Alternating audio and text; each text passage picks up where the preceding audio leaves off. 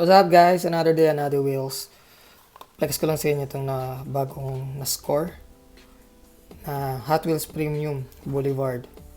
This one is the LB Super Silhouette Nissan Silvia S15. And guys, meron din ako itong mainline. So, tingnan natin, check natin kung ano yung different ng mainline niya to premium. So, simulan natin dito sa mainline guys. Ang mainline niya guys, goods din naman. Detailed din. Tapos ayan yung ibabaw niya. Meron siyang name or Japanese faint dito. Word. Sa gilid niya naman ay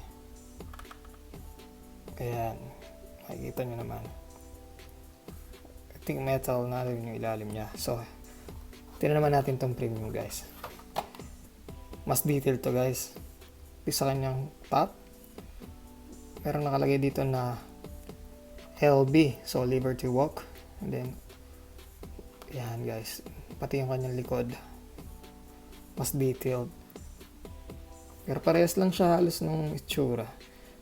Yung pagka-yellow lang nitong lane nito, medyo mas dark. Dun sa premium, medyo light. And so far, mas maganda talaga ang premium. Pero, goods na rin yung mainline guys. At ngayon nga pala guys, meron din ako nito yung black edition, pero mainline. Ayan.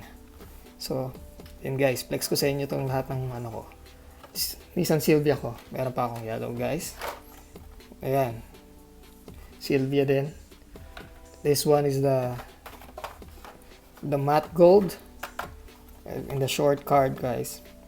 Sa inyo lahat ng aking. Ang ganda ng premium na to. So, yan guys. Share ko lang sa inyo.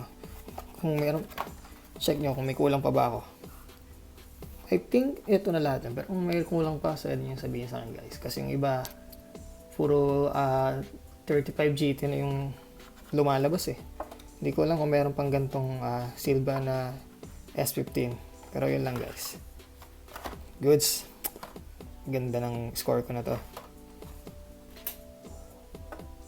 Yun lang guys. Ingat kayong lahat. Bye bye.